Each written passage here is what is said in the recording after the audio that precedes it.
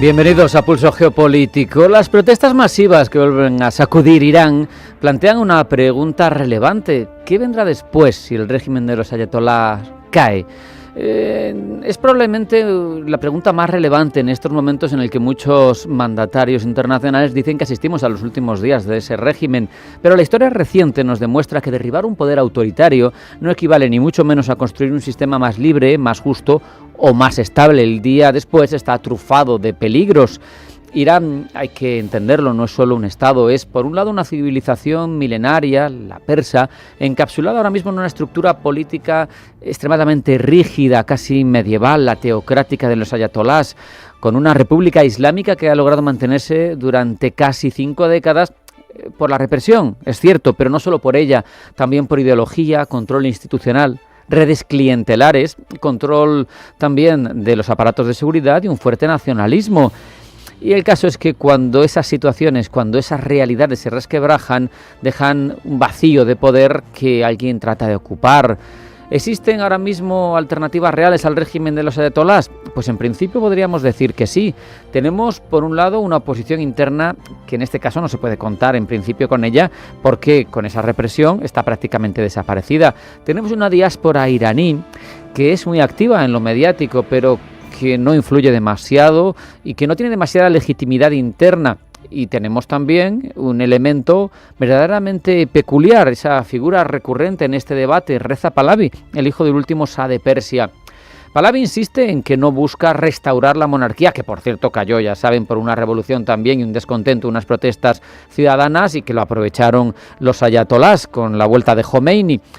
Dice que quiere volver para lanzar una transición hacia un sistema democrático, secular, que voten los propios iraníes lo que quieren, y su perfil, lo sabemos, es aceptable para Occidente. El apellido además conecta, y esto es un arma de doble filo, con la memoria histórica iraní. Para muchos, el régimen del Shah sigue asociado a autoritarismo, a desigualdad y a una dependencia excesiva de Estados Unidos. Para otros supone lo más alejado a los ayatolás, que es justo lo que estarían buscando en estos momentos. El caso es que más allá de Pahlavi, las alternativas pues están más que diluidas. Es un mosaico de grupos reformistas, nacionalistas, muchos de izquierdas o movimientos identitarios que suscitan pocos apoyos, que aglutinan difícilmente una visión común del país. Y eso genera uno de los grandes peligros de todo esto, que la caída del régimen no dé paso a una transición ordenada, sino a una lucha de poder que se alargue en el tiempo. Porque tenemos persas, azeríes, kurdos, baluchis, árabes,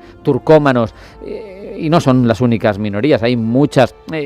Con un estado fuerte como el que hay ahora, pues eso vive un cierto estado, una cierta situación de contención, pero si se debilita, pues las tensiones salen a relucir.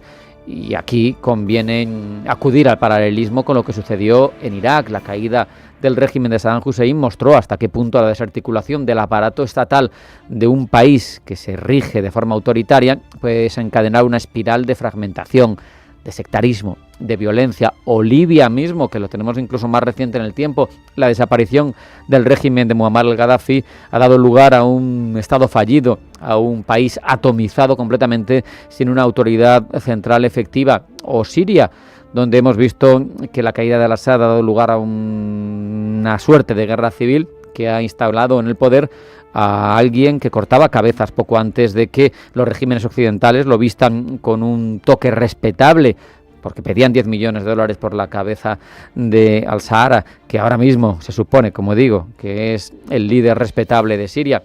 Irán tiene muchos de esos factores de riesgo que se vieron también en Irak y algunos adicionales, porque es que encima es un país clave en términos energéticos, geográficos y estratégicos. Controla corredores fundamentales tanto en Asia Central como en el Golfo Pérsico y en Oriente Medio. Un Irán fragmentado, un Irán sumido en el caos, tendría un impacto regional tremendo. Eso sí, Israel lo viviría de forma ambivalente. Por un lado, sería un gran beneficiado estratégico por la caída del régimen iraní. Desaparecería su principal adversario regional, quien ha financiado e incluso inspirado todos los proxies con los que se ha atacado a Israel a lo largo de los últimos años. Pero un Irán con su poderío, aunque sea mermado, que estuviera sometido al colapso, podría convertirse en una fuente permanente de incertidumbres, de proliferación de armas, de actores no estatales e incontrolados, de dinámicas que no se pueden manejar, que son más difíciles de manejar que con un enemigo fuerte estatal y al que puedes poner cara. Nada de esto obviamente implica defender la continuidad del régimen de los ayatolás, porque su carácter represivo, su corrupción estructural y su incapacidad para ofrecer alternativas de prosperidad a la población iraní, mayoritariamente joven, hace legítimo, lógicamente, esas protestas y ese deseo de cambio.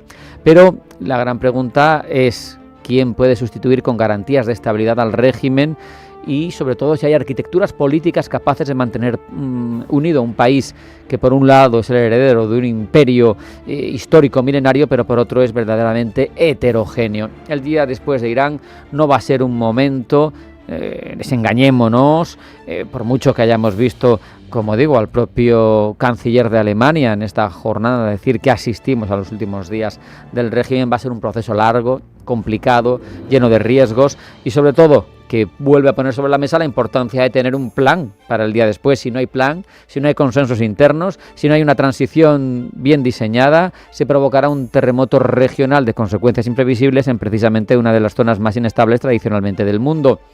Hay que entender, tenemos que tenerlo claro, que los cambios de régimen, especialmente en estados tan complejos y tan estratégicos como Irán, rara vez siguen un guión naif, optimista, el que todos esperamos o deseamos.